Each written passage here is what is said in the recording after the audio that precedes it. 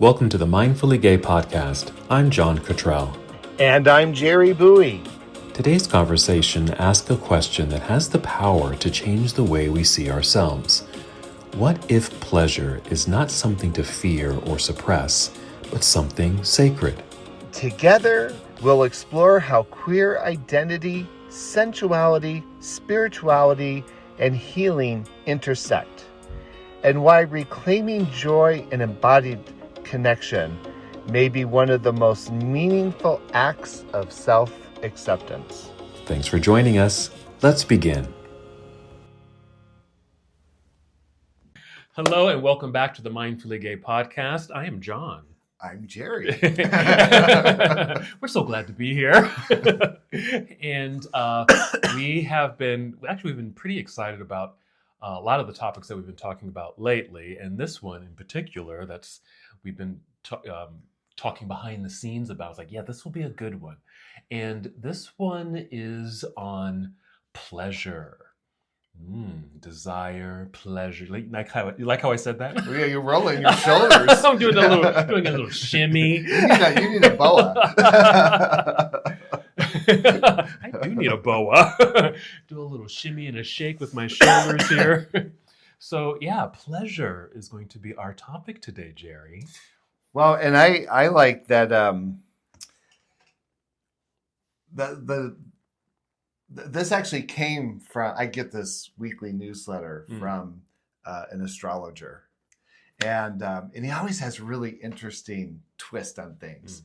And the topic that he suggested or wrote in this newsletter was pleasure as spiritual practice. Oh, okay. Yes. Oh, and that's just going to flip a few wigs. Well, and the point... There we are. Where'd that come from? It sounds like your phone. What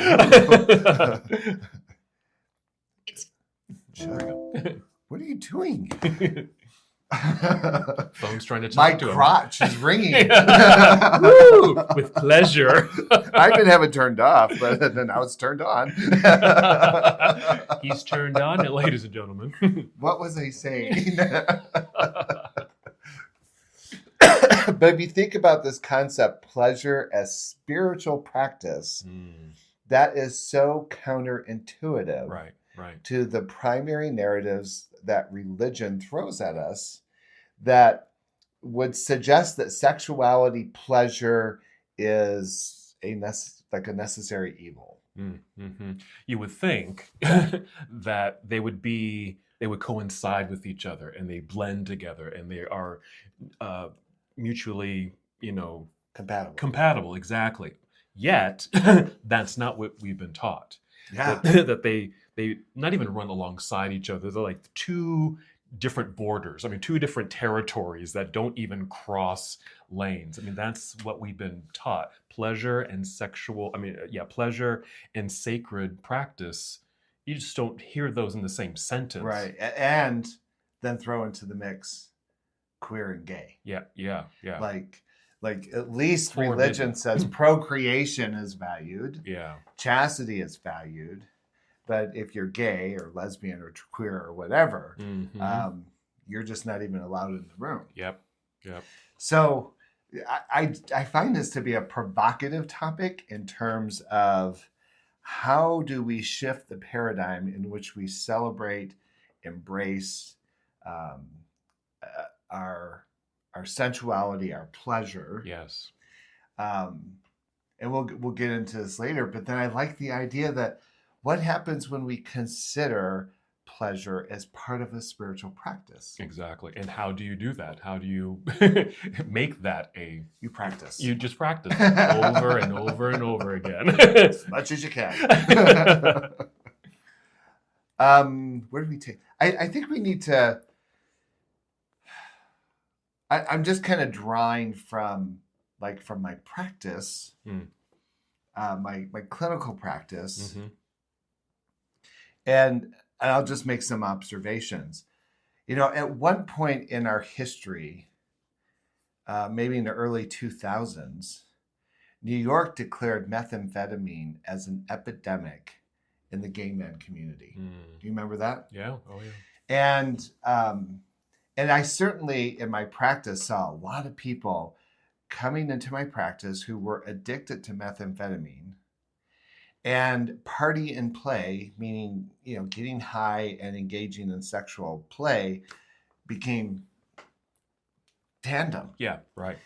And I always thought how interesting, because as I would work with these clients, it almost felt like I have to be high to access my pleasure, my sexuality, my sensuality. Yeah.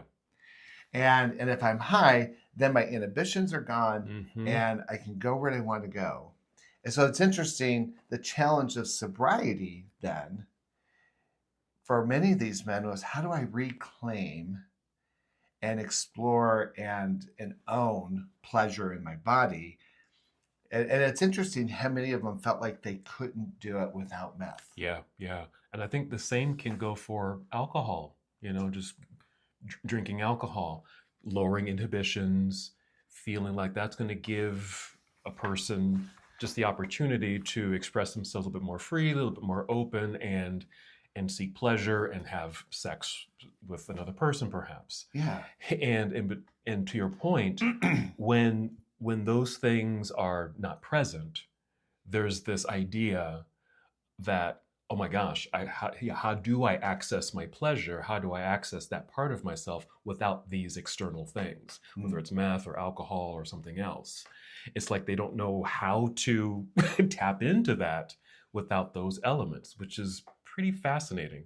But I think pretty, like you said, pretty profound, I think, in our community, where I think it's been a challenge for gay men, I'll just say, to express themselves freely and to find access to their pleasure and joy and intimacy, all those things. Yeah, we're both kind of using this language of lowering inhibitions. And so I'm wondering, it's interesting, yeah. What is the barrier? Like why do inhibitions have to be lowered in order to access? Perhaps another word, and it's things that we've talked about before. At least what comes to mind for me are things like shame, guilt, embarrassment. I mean, just lots of these heavier emotions and mindsets, I think, become the walls, become the limit, or those things that we want to inhibit. Those become the obstacles for some people. And to lower that guard, or to remove or kind of get through whatever that obstacle is, some external thing like alcohol or a drug or something needs to be taken in order to feel like they can access all of that. Yeah, so maybe my question then is, what are the obstacles? Because as you're talking, I'm thinking, I work with a lot of clients, gay, straight, across the entire sexuality continuum. And I don't know that I hear cis heterosexual people struggling with accessing their sexuality in the same way that I might hear gay men coming out of the closet, gay men who've been out of the closet for a while but are using substances. Like there is a difference, and I'm just wondering what might be the peculiar obstacles that we see. Like I think the low-hanging fruit here, especially in Utah, where people are so deeply indoctrinated with Mormonism, where masturbation as a teenager is considered a sin that one must confess to a bishop who takes notes about everything you're sharing. Right? But can I tell you how many clients I've had who come into my office because of the shame they have about masturbating as a teenager, because of some of that early indoctrination. Exactly. And certainly if I grow up in an environment where anything other than heterosexuality is valued, right? Then there's always this template. there's always this consciousness that if I am gay or queer in some regard, I'm immediately registering the wrongness of it. Mm-hmm. Am I making sense? Yeah. Okay. Because I haven't had breakfast. It just seems like through the course of history, I don't know, there's been, many points in the timeline where homosexuality or the act of, that it has been squashed or attempted to be squashed. Where, I mean, you mentioned, the epidemic of, methamphetamine use in the early 2000s. We can go back, several decades to HIV and AIDS. That was another kind of big place where, oh, here's something else we can now kind of squash the gay men community into thinking and knowing that their sexual acts are forbidden, and and God is saying God's wrath. Yeah, God's wrath, and you're punished for that. So it's another obstacle, another one of those things that we feel like we got to unbind ourselves to kind of get through. And we can probably go back in time even more with those same kinds of things, where the attempt to express ourselves freely, our joy, our passion, our pleasure, have been the attempt to smother that out of existence. Yeah. And so, we just released our podcast on internalized homophobia. Yeah. At the end of April. And I think in many regards, here's a good example of whether we're conscious of it or not, we've somehow gathered the momentum of that history, the momentum of those judgments. Yeah. That makes sense. We talked about religion, but right now politics are certainly demonizing us and marginalizing our existence. Mm-hmm. Right? All these things come into play. And I would even argue that within our own community, devices like the apps, right? They don't encompass pleasure as much as getting off, which are two different things. I think you're right. Yeah, they can certainly put into two. They overlap, but they can certainly be put into two different categories. And I would argue, and you counterpoint this if you want. I think it's very difficult to access pleasure and sensuality in a hookup. I think you can have sex, can even be good sex, but I think there's a component of familiarity, connection that amplifies the ability to access pleasure. I might counter that a little bit, because I think if someone knows how to access that from within, their pleasure and intimacy, even if they're just having a hookup, they may not be on the same page in an intimate way with that partner, but I think from within they can access their own pleasure and intimacy, connection and joy in that experience. I say that because in my tantric work with the guys that come to my classes, that's kind of what I'm teaching them to do, to find a closeness, a new self-acceptance regarding their intimate self, their sensual bodies, their sensual beings, through self-touch, through masturbation, through that connection, through breath work. And as they develop that fortitude really around their own sexuality and the expression of such just solo, that's with practice, I think that's something they can take with them into any situation, but also into other sexual situations. Even though their partner or partners may not have that, they can go in with that. So I think it can be possible. Edit. No. Well, here's what I'm thinking. Certainly self-pleasure, right? become familiar with my body, connect with my body. But I'm thinking, if I have a partner who can meet me in that space, I think it can be a lot more expressive and accessible.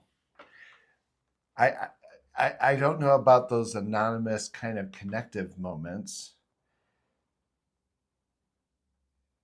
Like I may have a lot of insight and fortitude around that and be able to access it. Yes. But if I have someone who just wants, this whole new thing about a cum dump, like, do you not think that you still could access? Yeah, let me go back, because I do agree. If the two of you were kind of on the same page, I think that amplifies kind of the intensity and the emotional energy in that experience, whatever you may be doing. Yes, I do agree with that. But I think you can also come in solo with that. It'll be maybe not as intense or as amplified, but I think someone can come in with, the feel like, well, this is just, a fucking go, but I'm going to access the pleasure and joy for me, at least. Maybe not in the same way this other person is, but I know how to do that for me, so I can have the most pleasurable experience that I can in that situation. Do you know, maybe where I'm hung up, and this could just be my own kink, I need to know, part of my pleasure, my ability to access my own spaces of pleasure, is to have some kind of reciprocated experience that the person I'm with is receiving something. Does that make sense? Oh, yeah. And so if it's kind of like just someone's ass up kind of a thing, it's like, okay, yeah. But if I can experience someone through sound, through touch, through eye contact, that tends to elevate the medicine. Yeah. That tends that elevates it for me. And so that just may be my peculiar pleasure access point is I have to have some sense that what is happening and being created is reciprocal. Right, get it. Even if someone just wants to be used. Yeah. At least I know I'm meeting a request. Right. I'm so codependent. Yeah. No. And I don't think it's peculiar to want that and to desire that. I would really want that for all parties, really, to like two or three or whoever can come together in that fullness of the expression of this medicine, because it really is.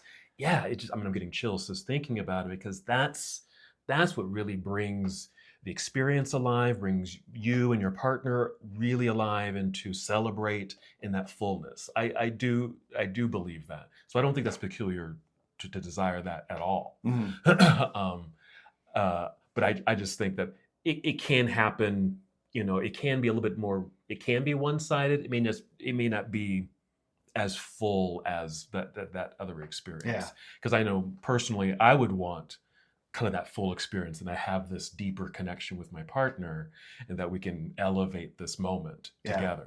Yeah. And maybe like there's certain kinds of play that I find peculiar, but again, you'll hear the theme here in a minute. People who are wearing the puppy mask, people who are like wearing a mask and only have a hole in their mouth. And I'm thinking, those things don't really do anything for me, because I can't see your face. I can't take you in when there's this barrier. Gotcha. And maybe there's a kink or some kind of access, but I'm just saying, for me, that's what short circuits my ability to access pleasure. Right. Yeah. Got you thinking, huh? Gotcha. And thank you for joining us. Woo! Is it hot in here? You got the cigarettes? No. Oh, right. Oh, gosh. So let's see if we can. Pleasure. Like, is there a difference between when we talked about doing this topic? When I'm working out, I kind of imagine processing this at the gym. is there a difference between pleasure and sensuality, pleasure and eroticism, pleasure and kink? Like, to me, this concept of pleasure, does pleasure always have to be sexual? I kind of like it, but I mean, I'm just kind of, this word pleasure is titillating to me. Like it stimulates something when I hear that word. Right. And then when I think about, eroticism to me has a very different feel than sensuality, intimacy, right? There's all these variables. There are. And so I wonder if we need to come to an agreement or an understanding of what do we mean by pleasure? Right. As you were talking, I get this image in my head, kind of like some kind of Venn diagram or something, where like pleasure and joy are kind of top of the pyramid, so to speak, and because they're kind of general, they're pretty broad, right? Joy, pleasure, because a lot of things could bring you joy, a lot of things can make you happy, a lot of things could be pleasurable. And I think if we took the spokes down that umbrella, so to speak, something like erotic sex might bring you joy, might bring you pleasure. Just like eating a wonderful piece of chocolate cake could be pleasurable for somebody, could bring you joy, can just make you feel good. So I think there's a lot of things that can. I feel guilt. There's a lot of things that can create or stimulate or fuel joy and pleasure. But since we're kind of talking about, we seem to be talking about kind of this sexual plateau or that ring of things that can bring us pleasure. So yeah, I think there's another level of, even intimacy. Intimacy can come in many forms. It doesn't have to be sexual. It might just be holding hands or just looking into someone's eyes or just having a deep conversation with somebody. That can be quite intimate, not necessarily sexual. And does that bring you joy, or does that fuel joy and pleasure? I think so. And then you've got, sexual intimacy or sensuality through sexual expression. Absolutely.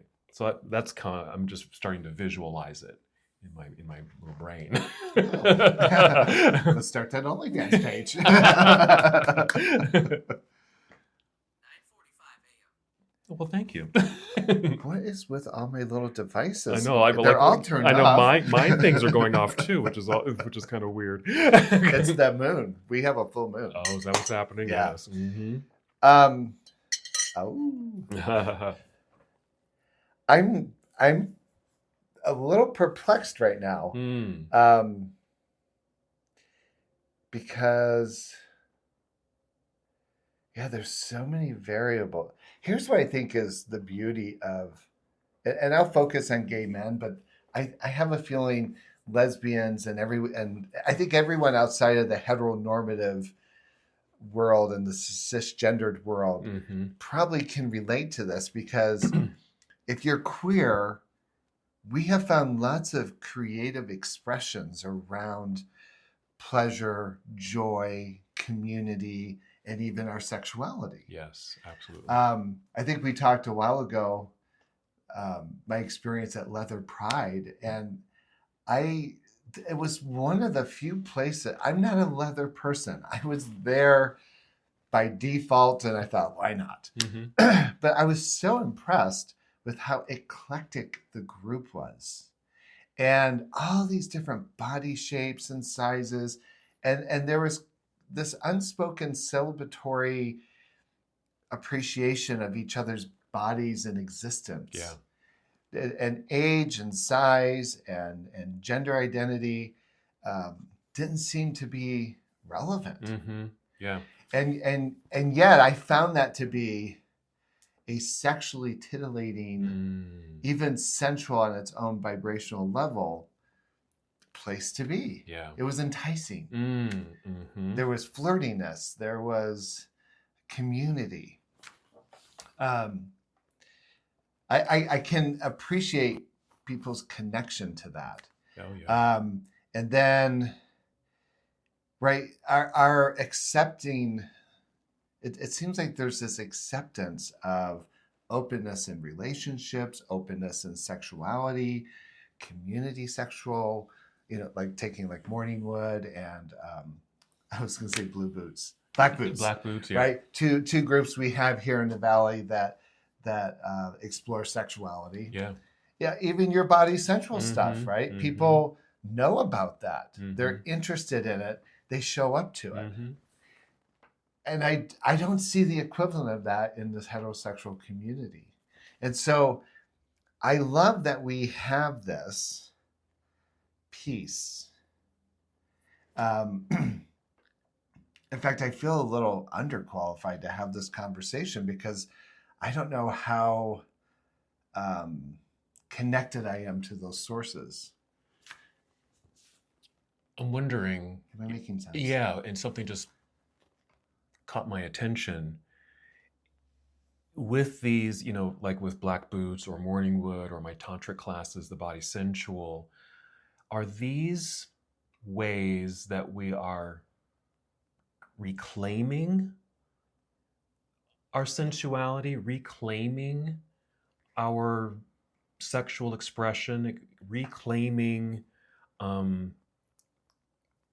that part of ourselves? Because you said you don't see this in the heteronormative kind of culture so much, because in a sense they don't have to reclaim that. That's just there, right? Where we have a history of it being, punished or squashed or downtrodden and all that stuff. And so we have kind of risen to the surface we got to almost like fight for it back and reclaim it. And we have these different outlets in order to reclaim it.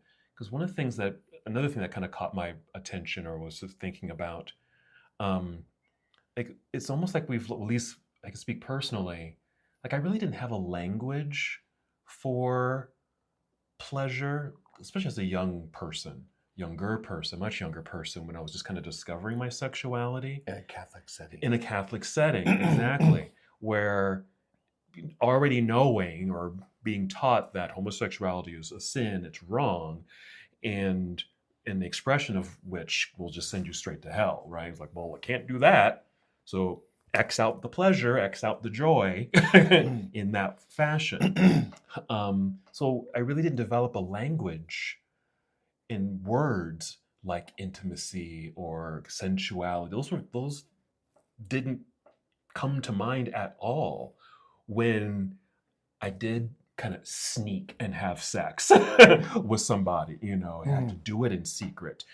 Don't tell, because that's shameful and you'll be, punished and all that stuff. So you had to keep all that quiet. And even when you had, or at least when I had encounters with people, you didn't even talk. It's like there was like no language, no communication.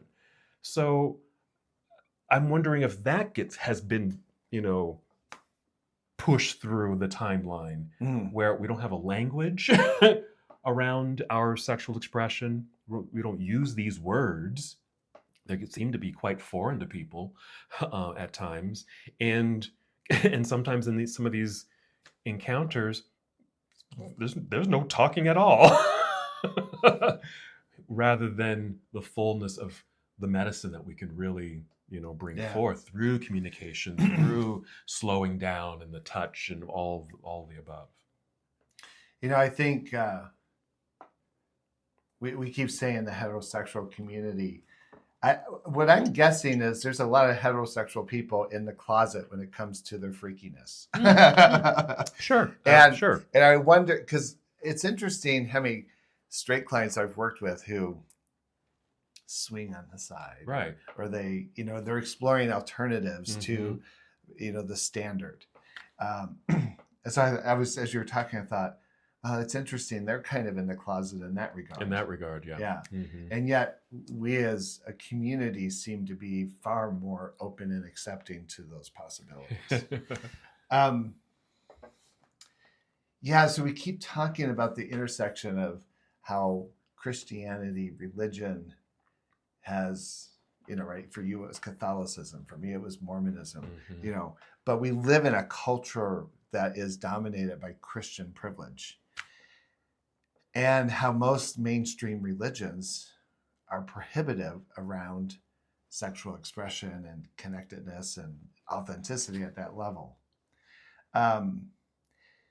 So then if introducing this concept of pleasure as spiritual practice, right?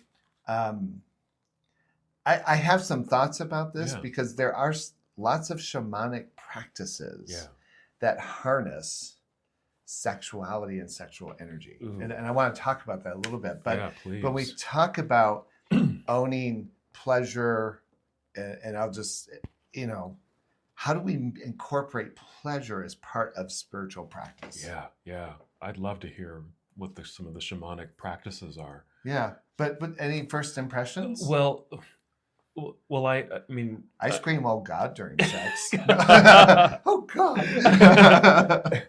A little bit more butch than that, but personally, what I've been experiencing personally, and through kind of teaching other men about sensuality through tantric philosophy, I'm learning so much. I'm learning so much that I'm learning that this is a source of medicine. This is a source of healing, empowerment.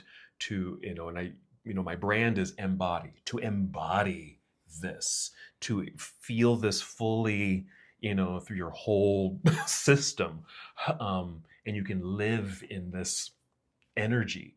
Tantric is an energetic building. It's a way of tapping into energy and expanding that. And we can do that in many ways. I do it through breath work, touching self, masturbation, connecting with others, eye contact, slow sensual touch, just to start building upon that expression. And so, that's kind of been my personal journey, knowing that, I know that, this is just one way. This is just one way to kind of tap into that.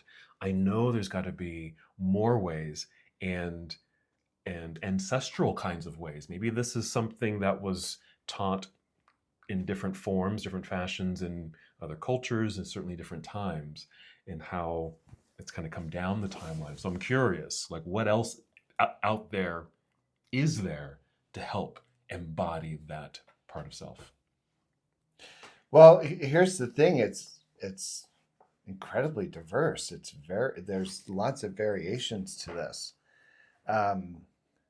Everything from, spending time with radical fairies has been a really interesting exposure to more contemporary pieces of accessing that medicine. But even in traditional practices, like in South America, it's, if you think about, right, our system of energy points, right? A lot of us use the word chakras, yes, right? And it's become very new agey, but it is a legitimate source of energy, right? From throat chakra to solar plexus, and then there's a root chakra, right? And so in South America, a lot of the shamans there, for instance, we just went to Peru and did several ceremonies with ayahuasca, and the shaman explained to us that how he prepared for us is that he abstained from any sex or sexual pleasure for 2 weeks, kind of reserving and holding on to that energy, so that when he was in the service of administering the ritual, he could draw from that energy and exude it into it didn't involve any touching. No. It didn't involve, but it was just a consciousness of holding on to that energy. And the way that he explained it is, if I were masturbating or if I were having sexual engagements, I would be diluting the medicine that I could bring to the ritual. And so in that case, it was kind of like a reserve. And I have known in South America, right, shamans and curanderos who are looking to help in healing or administration, and they'll talk about drawing that energy through their root and going into the person. Exactly. Yeah. In some other traditions, a lot of sacred items right? So if you and I were engaged in some kind of sexual practice and we were very focused on we're going to activate this medicine bundle, for instance, then our sexual energy, we develop that, we create it between the two of us. Right. And then at the point of orgasm or release, we focus that energy into the item. Yeah. And I tell people frequently, be careful what you pick up on my altar. Right? Because right, there's a literal transference of what we're creating together.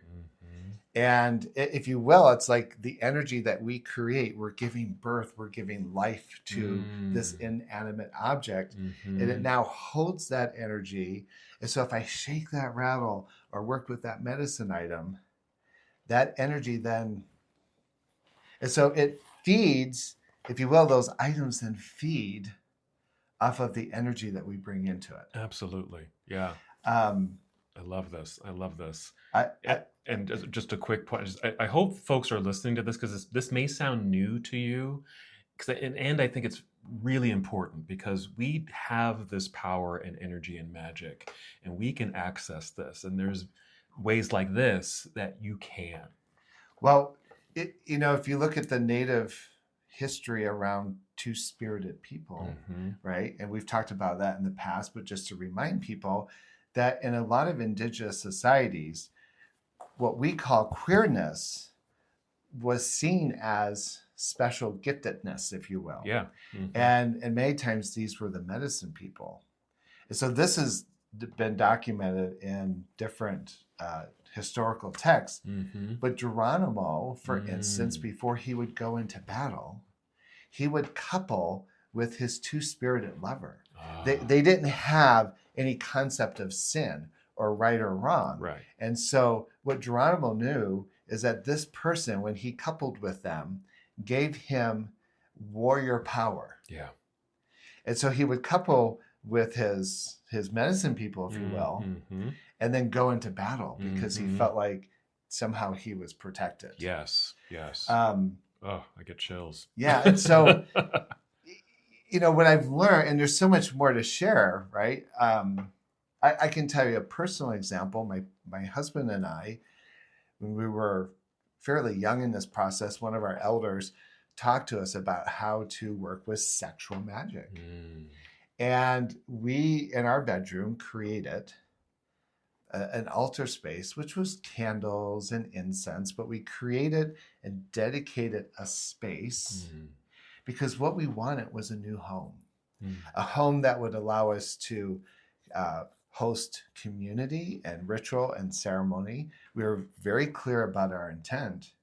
And when we coupled at that point of orgasm, it's like we sent out into the universe that intention, like it got power boosted. Yep.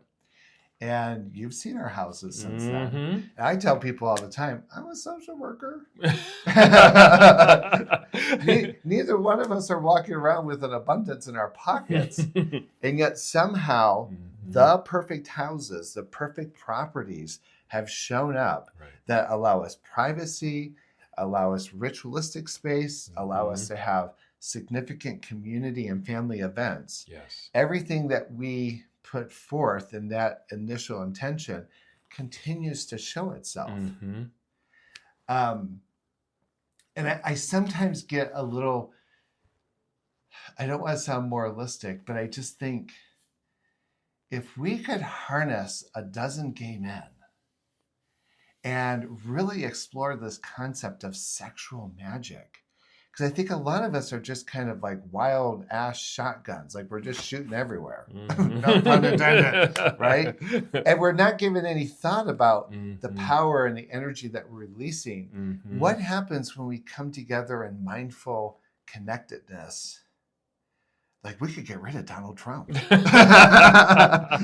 could just orgasmically send him away. You don't think I've already been working on that? No. It's going to take more than you, hon.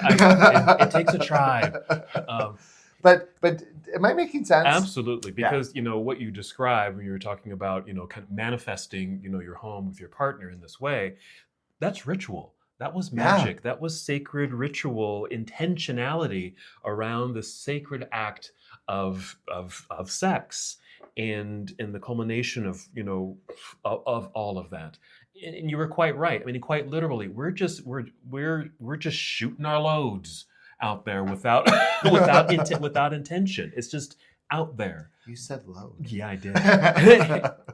But if there was a consciousness and an intentionality Yeah. around that ritual, and see it as ritual Yeah. and practice and sacred, then something, again, this is that language. These are words we just don't apply to this.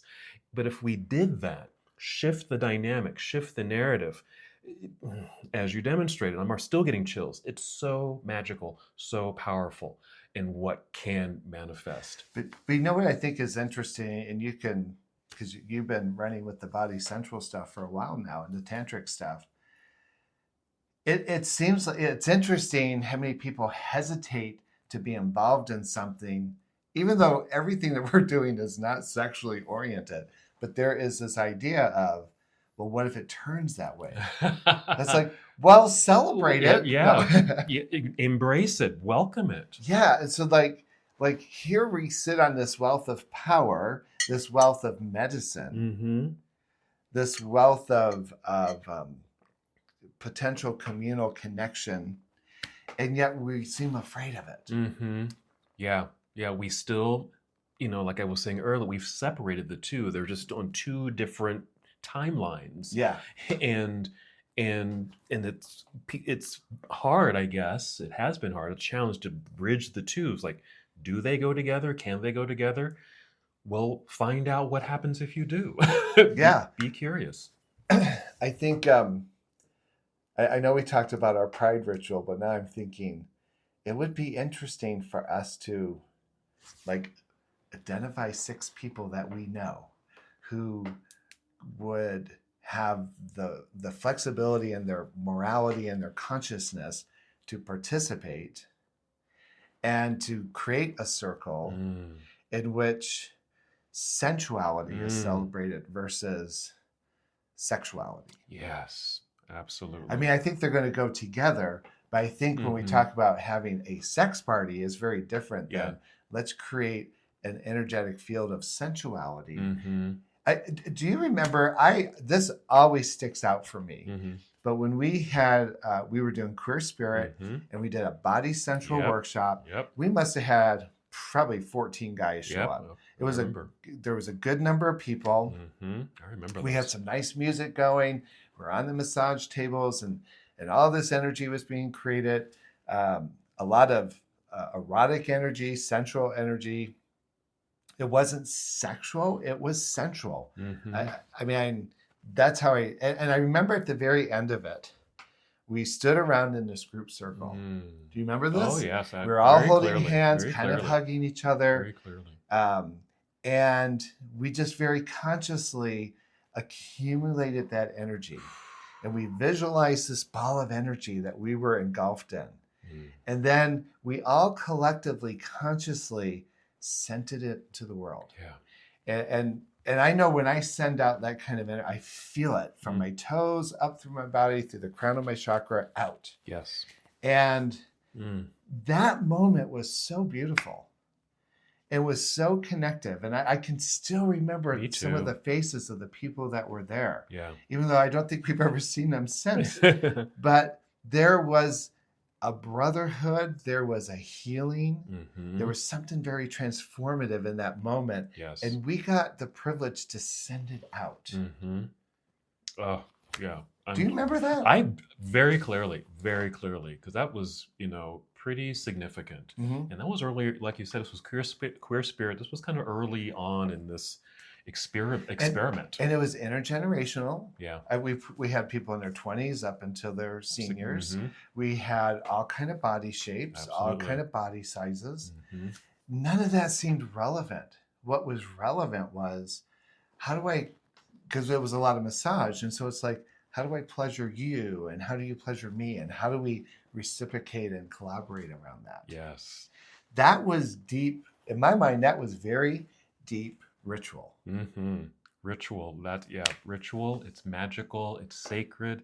It's, you know, it's uh, um, celebratory. Yeah. All of these words that we really need to reclaim and reintegrate into our our expression of self, our radical self-expression, Yeah. right? And self-acceptance even. And one another little example, you know, I've been doing the tantric work, and one of the things I talk about as we're kind of getting things going, I talk about the chakras, I talk about breath work and that energy production, and I said, and it's something I mentioned is, you know, you can certainly do this by yourself because we all, you know, we masturbate. We often masturbate solo by ourselves, and you can certainly have some intentionality around that and do your own magic with that. But there's something quite powerful when we do it in circle, when we do it in group, in brotherhood, Yeah. like this, and the power, the energy that is resonating, that we're all creating, and like you just described with that experience back then, was we can kind of bundle it all up and with this circle of energy and bondedness, we can send it out into the world in a very profound way. There's something quite energetic and powerful when it's done in group like that.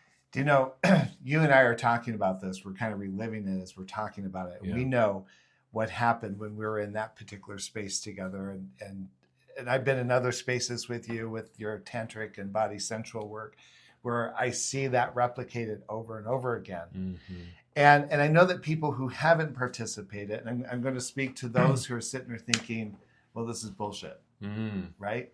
And what I want to say to that person is, your judgment for or against this is interesting, but my question would be, what informed you to see it as less than magic?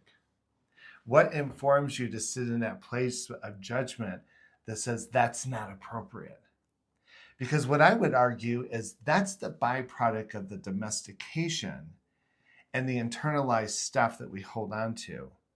I may choose to not participate in something like that, but if I have to justify not participating by labeling it through the lens of a judgment, then I would suggest that we're still seduced by the cultural narrative that says there's something wrong. Mm-hmm.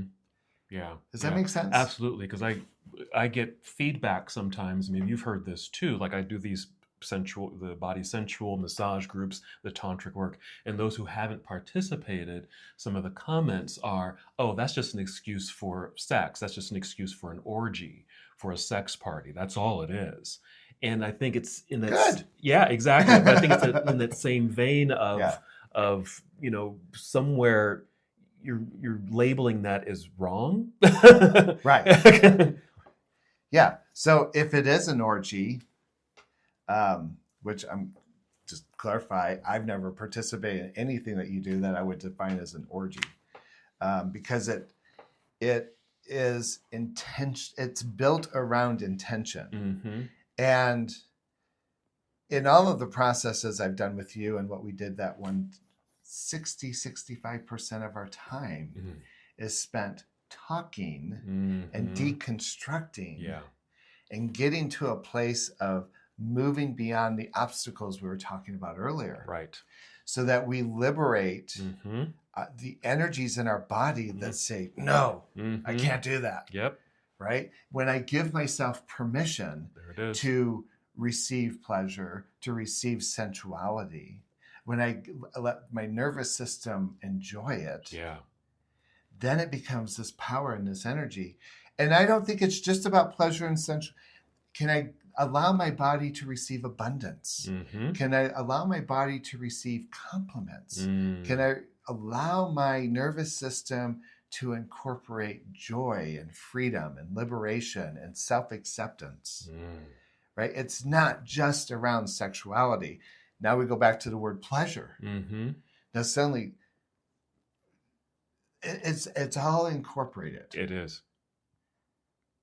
It gives just the word pleasure deeper meaning. Yeah. And so much depth to it because of what we can do with it and how to access it, to receive it, as you said, and to give it. Learn how to give it. Learn how to receive it.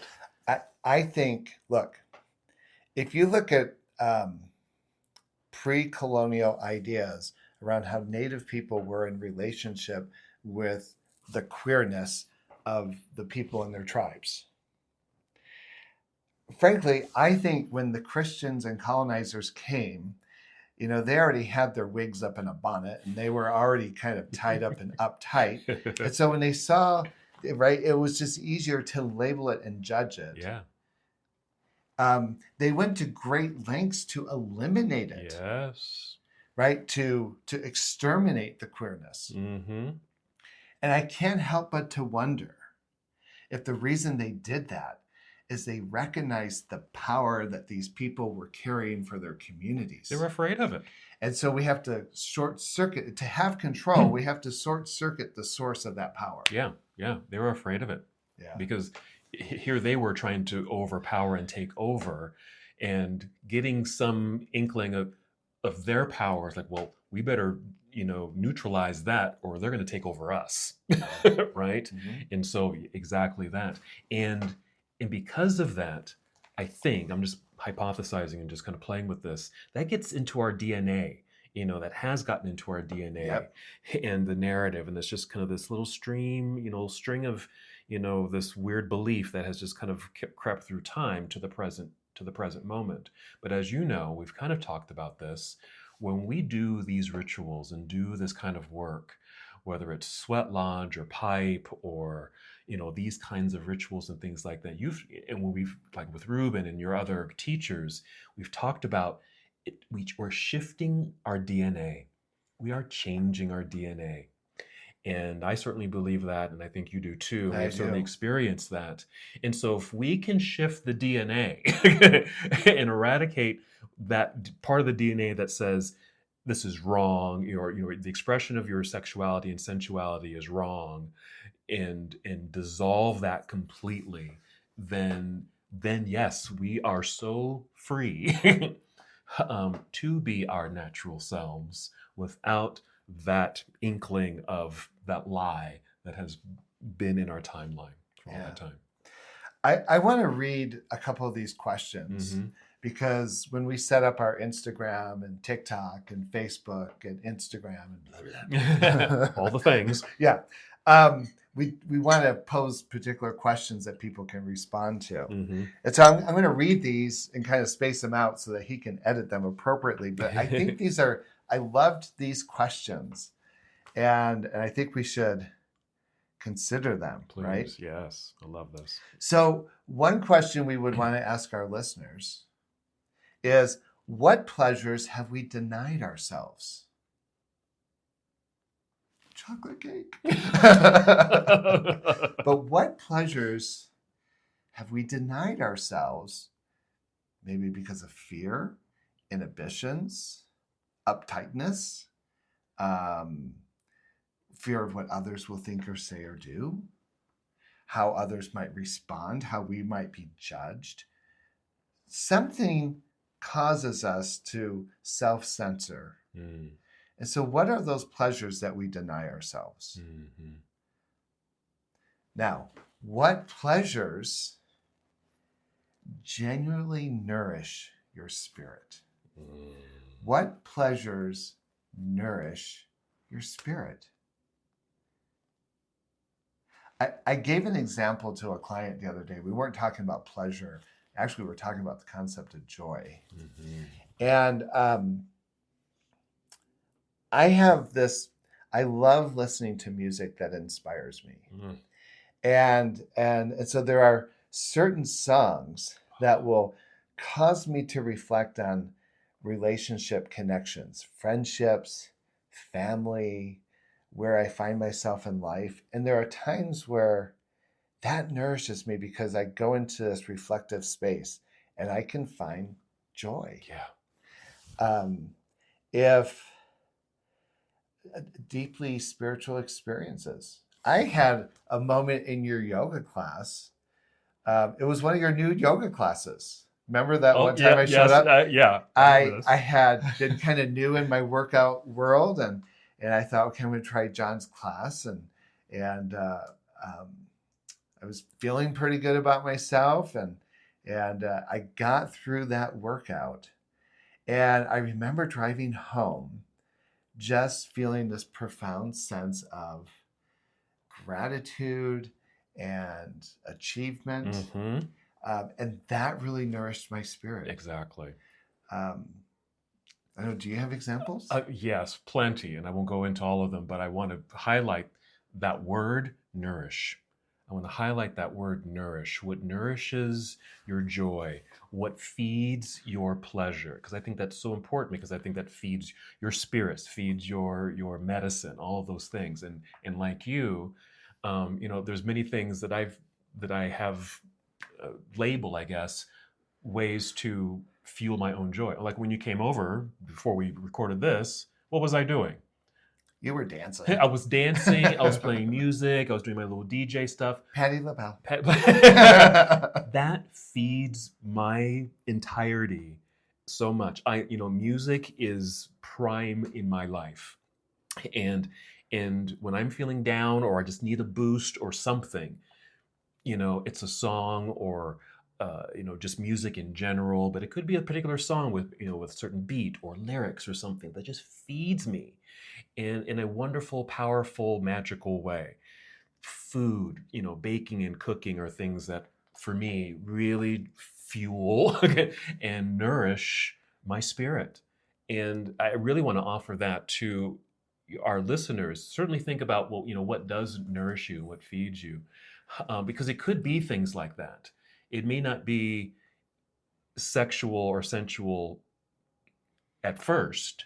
You might identify those things that fuel you in other ways. And I just like to ask people, I certainly have done this with my clients, like, what makes you happy? What brings you joy? Yeah. Just very simply, what do you do that you just could do all day? You don't have to worry about time, or, it might be reading, it might be taking a walk in nature. It's writing or poetry, or it could be anything that makes you feel good, that makes you feel happy. Those are those seeds that you are planting to fuel the spirit within you. Well, see, when I came over this morning, I thought you were going to say the thing that nourishes you is the crop top and the thong you were wearing. Well, that too. When you were dancing with the headphones. Yeah, well, that too. Yeah. Well, I'll even say, I mean, we're joking, but it could be what you wear. Yeah. How you identify or how you kind of present to yourself. That might bring you joy. Whether it's you color your hair purple, or you have these fun sunglasses you like to wear, or you have an outfit it just amplifies who you are. That's it. It's those things. It really wasn't a thong, though. It was being now, here's the other question. Please. And again, I hope we can create a soundbite out of this, because when do you feel most alive, authentic, and free? When do you feel most alive, authentic, and free? If I were drawing from an example, I love going on a vigorous hike that will take me to a place where I can sit, be in nature, be quiet. I have a medicine pipe that I'll smoke. And there are times, if I just allow myself to be in that moment, feels profoundly authentic and free. There are times when I'm with friends and loved ones. Sometimes saying goodbye is a beautiful moment, because especially in our community, right? We love to hug and connect. And I love hugging my friends. And when it happens, I feel alive. Yeah. And even thinking of that moment as a ritual, when we hug our friends, it's a bonding of sort. It's a ritual. I'm going to cry. Be free. Because it seems so simple and we can easily just toss it aside, but how powerful that is. Yeah. Yeah. I told you this, well, maybe I haven't told you this story, but it's not uncommon when I have a lodge or a pipe, a lot of queer folks show up. And for queer folks, I sometimes feel like hugging is like the handshake. And when a lot of straight guys will come over, it's like, hi. The hand goes out, right? But if they're gay and whether we just met them or have known them, it's always like there's a connection with a hug. We And I hug. love that. Yeah. I love it. I'm Italian. We hug anyways. And I remember one time this straight friend who was just kind of like the epitome of macho heterosexual maleness. But he was kind of part of us. And he was kind of watching this. Yeah. And he goes, how come I don't get hugs? Well, I can give you a hug. Come here.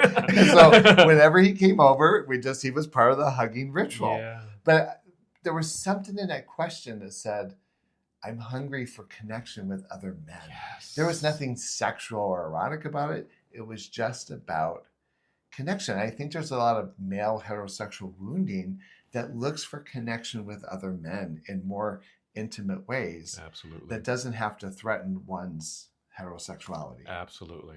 Again, I have this beautiful friend in Colorado who's like 9 feet tall. I love my brother, Bob.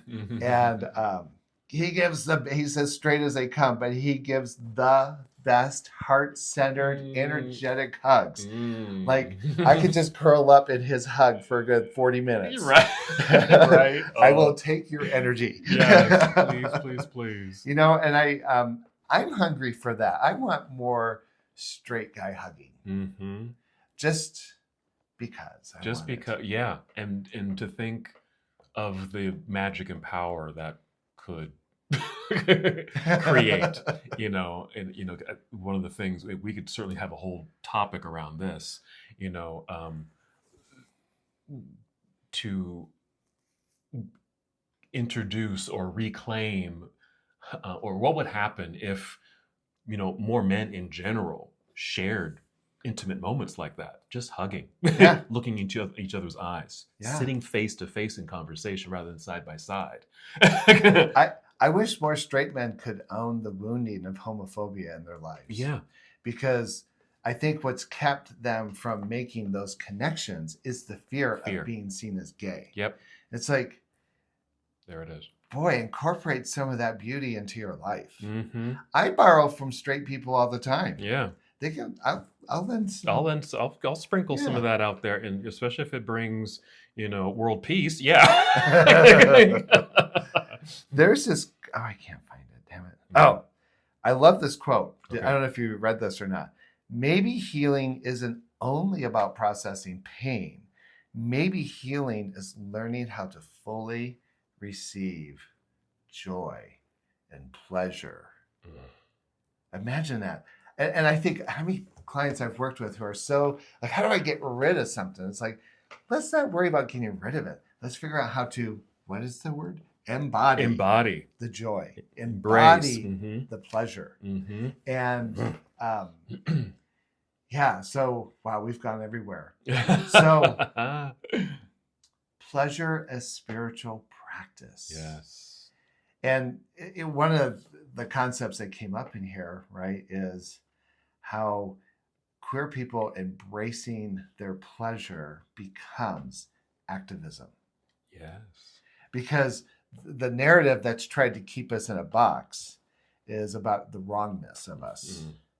But if we're retaliating by becoming well-rounded people who embrace pleasure, that kind of fucks with that narrative. It sure does. It certainly does. Yeah. Wow. Daddy needs a shower. Wow. Wow. What a great conversation. And we would love to have you part of this conversation. We feel like this is a big one. This is a doozy.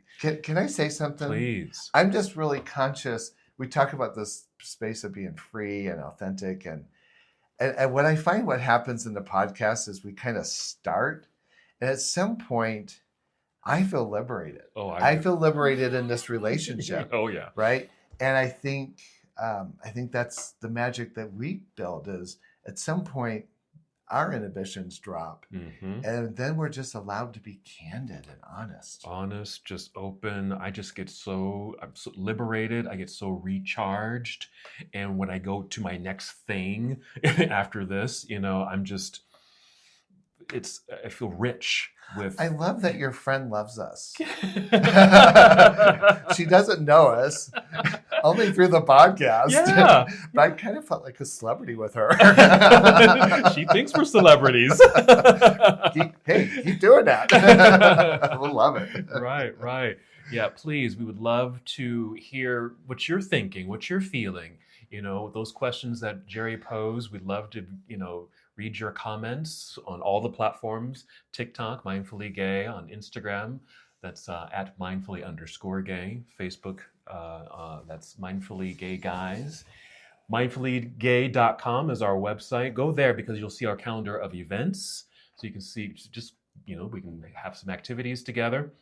Go bowling, roller skating, movie night, hiking, all those wonderful things, retreats, etc. So, but mainly, thank you for watching, for listening, and any last words, Mr. Jerry?